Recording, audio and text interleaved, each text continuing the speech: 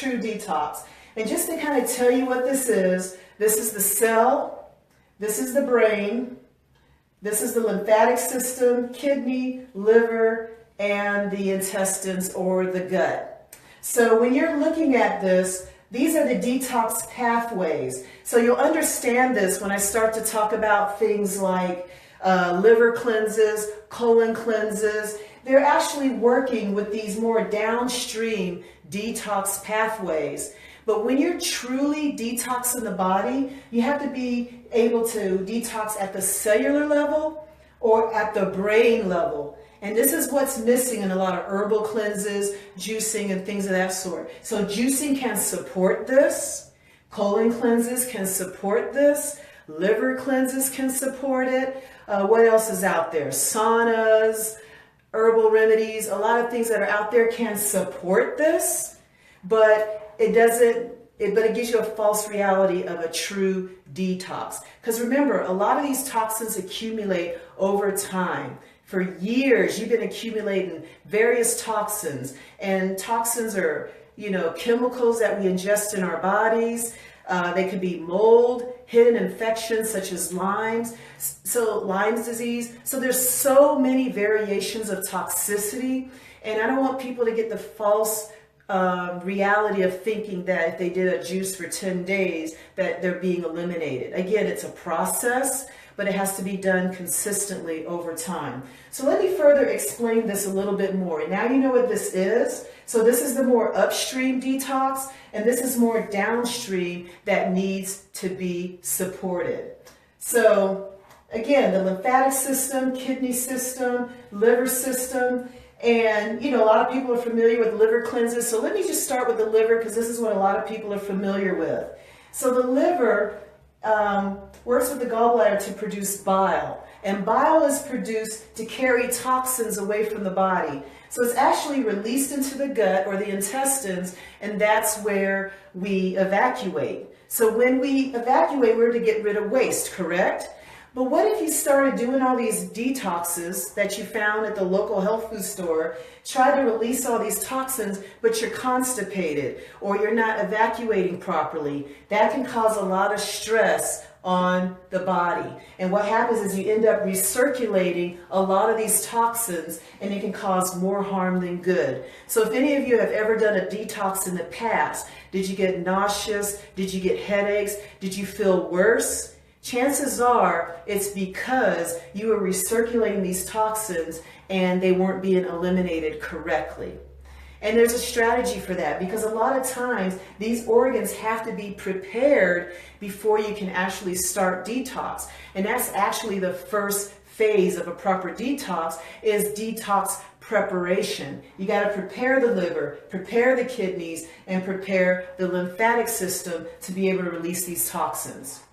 And then another thing in the cycle, now I'll try to keep it simple. I don't want to bore you with all the physiological details, but I want you to get a general overall picture so you don't get this false reality of thinking that you did a 10-day juice cleanse and you're actually detoxing.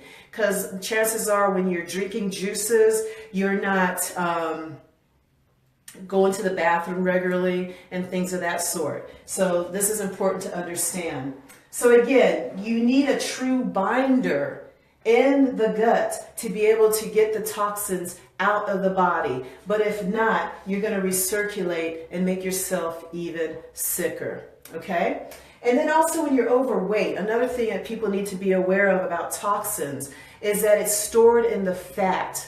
So a lot of people have weight loss resistance or can't lose weight because of the stored toxins in the fat. So your body is not going to be able to let go of the fat until we get rid of the toxins in the fat cell. Again, we're back to the cell. So just to kind of review, if you haven't seen my work about cellular inflammation and cellular detox, toxins get into the cell. Nutrients get into the cell. And then there's functions that the cell does. It produces more hormones, produces messages. It does different things to keep us alive. And in this process of a normal, healthy cell, toxins are released. So regular toxicity is regular detox is an everyday part of life. Our bodies are supposed to detox regularly every day. But what happens is we've gotten so bombarded with toxicity in our modern day age that we have to detox at a more frequent basis, more constant, because we got so many things stacked against us in today's world that we're more and more toxic than people were hundreds of years ago. So really understand that. You know, personally, I stay on a regular regimen, liver support, kidney support, so I'm detoxing on a regular basis. But at the same time, quarterly, I might do an extended detox just to kind of give me a good cleaning of the cells and the tissues in my body. So that's part of my routine, and I help others do the same. So we have the cells, and then also a lot of these programs don't really, deal with detoxification of the brain. We're dealing with a lot of neurodegenerative diseases. So we got to really cleanse the brain, because if our brains aren't working properly, if our brains are toxic, we're dealing with neurotoxic illness such as Alzheimer's, brain fog, memory loss, things of that sort. There's a lot of connection between toxicity and our brains not functioning correctly. So we got to make sure we go upstream and make sure that these two are being addressed in order to get well. So what happens is we're detoxing at the cellular level, we're detoxing the brain, and then we have to make sure we support these pathways so we can get it out of the body. So real quickly, that was a big summary, but real quickly, there are phases of detox. And this is something that you need to understand based on lab work, history, and what's going on with the body. You really need to understand the phases of detox, because there's a time and a place for everything, and a lot of times you could do more harm than good if you don't know what you're doing. So again, number one, you got to prepare these downstream detox pathways, and again, things like colonics, enemas help support these pathways.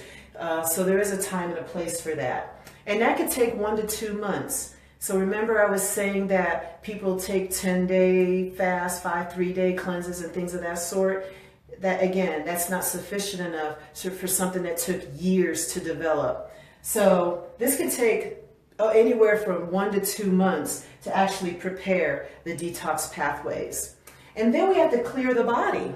And that could take anywhere from 3 to 4 months, clearing the body of all these toxins and allowing the fat cells to release the toxins, and that can help you lose weight.